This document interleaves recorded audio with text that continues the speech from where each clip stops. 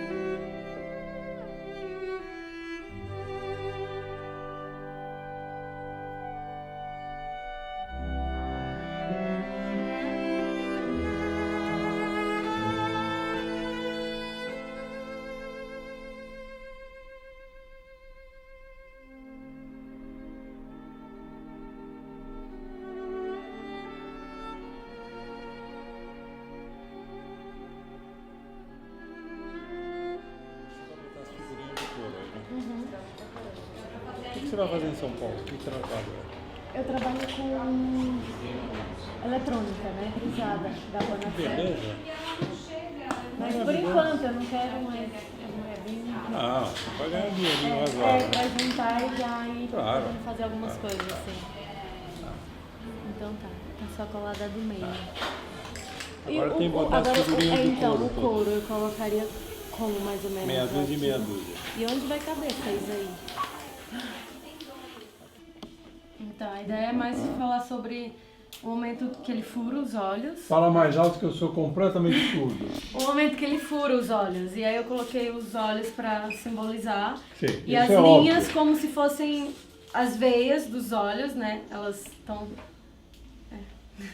Sim. E o sangue, acho que não tem muita coisa. As linhas vermelhas Como são se veias, fosse- são artérias de Édipo. exatamente. Interessante isso, né? Quer dizer, é um cenário biológico, anatômico, etc. Né? Ter sangue. Você está expulsa desta escola e tem que ir para a faculdade de medicina.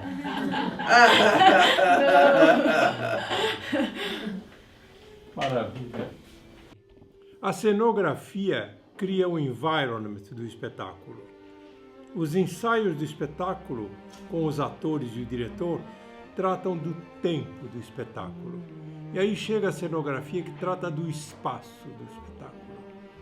Aí os corpos sabem para onde se dirigir, qual é o espaço, quais são os acidentes espaciais do espetáculo. E é isso que nós tratamos aqui. E sempre ao redor de um tema. E eu sempre escolho um tema clássico, como por exemplo, Édipo Rei de Sófocles. Foi um trabalho de 10 aulas a respeito do texto e depois de ideias pessoais dos alunos a respeito do que deveria ser a cenografia do espetáculo. Primeiro algumas aulas teóricas e depois aulas práticas, para tratar de materiais, para se acostumar à colagem, ao corte dos materiais, até que chega a realização da ideia para a cenografia de Édipo Rei. Foi o que aconteceu aqui. E daí, todas essas maquetes criadas para esse tipo de espetáculo. A primeira vez que a gente fez a leitura do texto, eu tive a impressão assim, que se você espremesse a história, sairia sangue. Onde é que está o sangue no Édipo Rei, na peça? Na morte, no sofrimento, assim. No povo de Tebas, Sim. etc. E depois nele. Sim. Acho que é na história toda, né? O sangue permeia a história toda. Você não gosta do resultado da ideia que você Sim, teve que não sim. está aqui. Sim. A ideia que você teve qual era? Qual seria a modificação? Eu confesso que eu não sei, mas assim, quando ficou pronto eu falei, nossa, não era isso ainda. Agora vou dizer a você, é extremamente estético, plástico, Que bom. não é? E existe mais. A cor para Édipo Rei é esta. A minha ideia foi essa. Eu acho muito bonito. Bom, Me entristece que não tenha agradado a você. A cena final seria que ele ia subir ali e o olho ia fechar com ele. Assim, como não tem morte. E aqui à direita, Aqui ficaria também o couro, uma ou duas pessoas ali, que eu não consegui colar também. você está de parabéns. Eu acho um cenário muito interessante, muito mesmo. E outra coisa, a disposição cênica é própria para um espetáculo. Essa escadaria, o palco, como ele se desenvolve, vai até a frente. O que eu não estou vendo bem é a colocação do couro. Ah, então. O couro Você colocou aqui e lá. mas ele é móvel, assim, pode O que andar. precisaria ter é que o couro fosse simétrico. Ah, sim. Ou ele é todo junto, ou em partes iguais. Entendeu? Isso é fácil de você resolver. Parabéns. Ela resolveu fazer uma mutação típica do teatro, que é um cenário que desce, fechando o cenário anterior e mostrando um segundo cenário. A diferença entre o primeiro e o segundo cenário é que este é um cenário de interiores e este é um cenário de exterior. Então você é a única que bolou uma entrada cenográfica que eu chamaria de clássica. Agora tem um outro efeito que tem um fundo aqui que desaparece, que sai. Isso. Revelando o quê? Seria no momento que acontece toda a tragédia, como se a terra abrisse e jorrasse sangue, né? O sangue saísse Surgisse sangue da da terra. terra. É muito interessante. A ideia toda é muito boa. Está contratada para o Teatro Municipal de São Paulo. Próxima. Acho que a ideia de jardim é extraordinária. Você precisa terminar isso. Que diabo é isto aqui? A ideia principal é que a vida é um jogo. E eu quis trazer um cassino. Um cassino. Um jogo. Por Como é que se isso, desenvolve o jogo com o texto do Édipo Rei? essa questão do Édipo achar que tá com a melhor mão, tá ganhando o jogo e no final inverte. Ele tá blefando e perde o jogo. Interessante. Não, é um jogo realmente, né?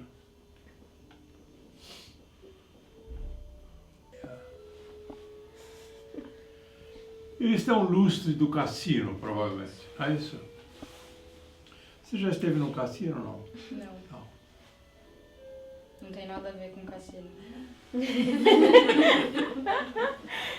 A minha ideia era fazer um cassino, mas no meio, assim, foi parecendo mais um palácio do que um cassino. Um cassino é um palácio.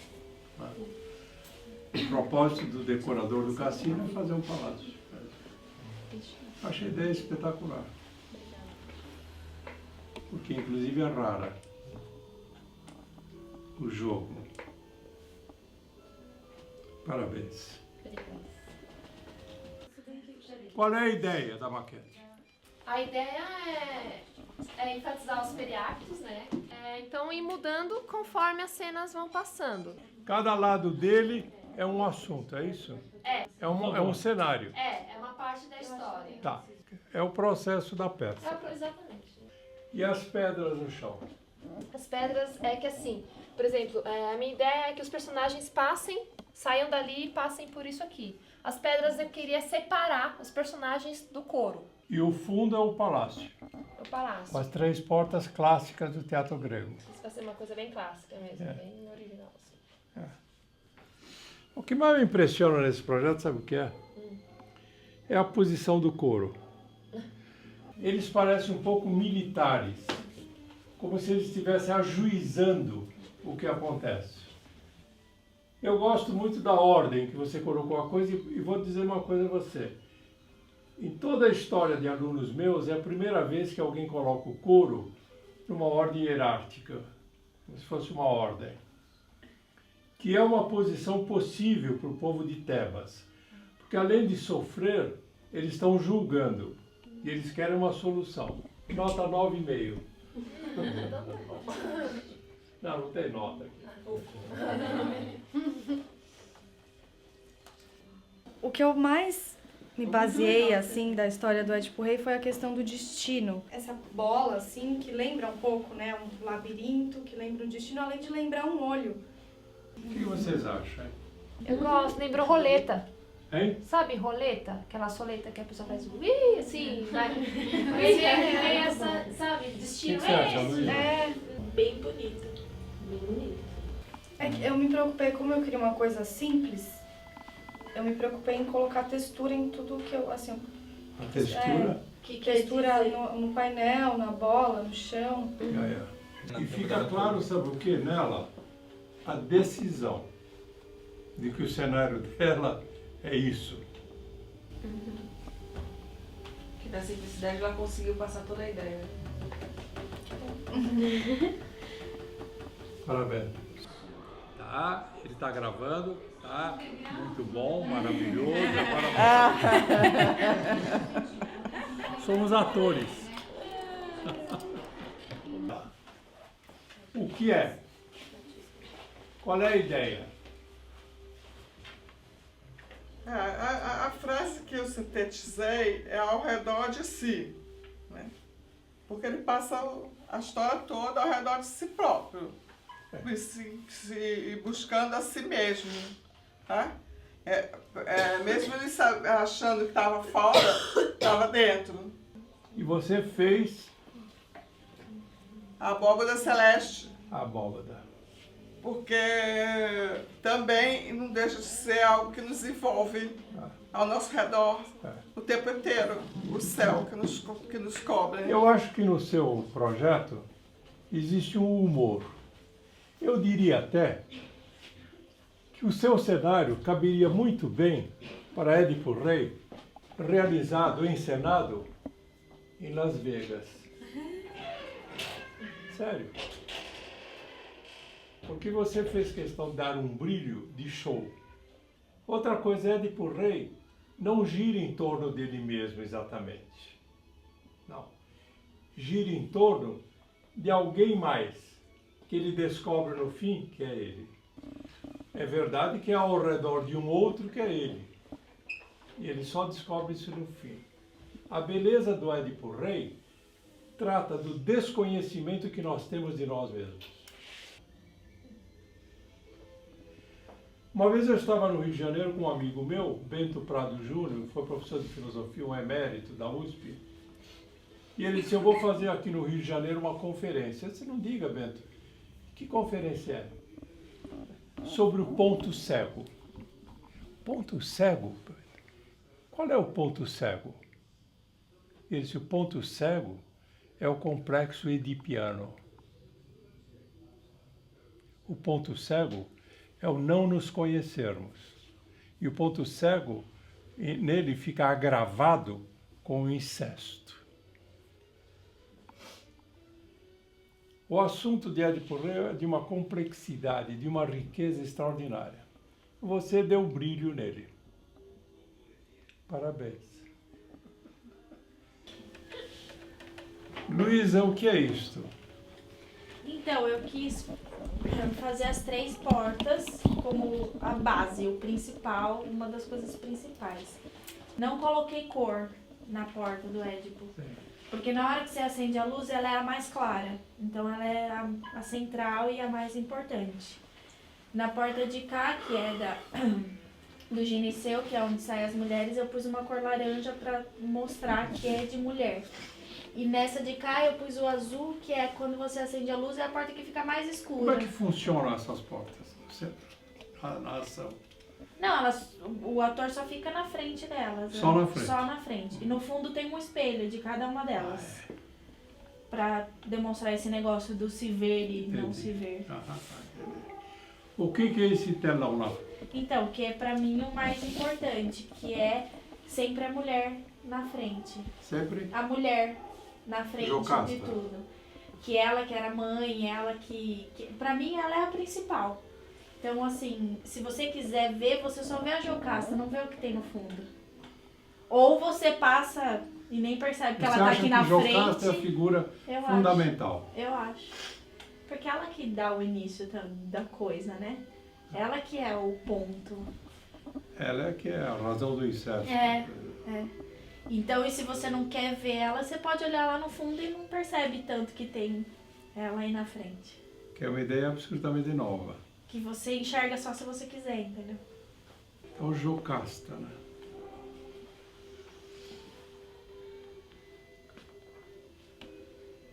É muito interessante, a ideia toda é muito interessante. Eu acho que vocês estão de parabéns em virtude da diversidade das ideias. Não há coincidência entre vocês. Não é? Maravilhoso. Eu nunca supus que essas caras bonitas e ingênuas fossem capazes de fazer cenário para Édipo Rei. Não desapareçam. O estudo da cenografia e do teatro aqui vai servir para fins que podem não ser o teatro. Pode ser uma arte qualquer, até ciência. É um pedaço do conhecimento. Então, o que vocês vão fazer no futuro, não sei. Mas não vai morrer a lembrança de vocês terem tentado a interpretação de um dos grandes, dos maiores, talvez o maior mito, que é Édipo e o complexo de Édipo.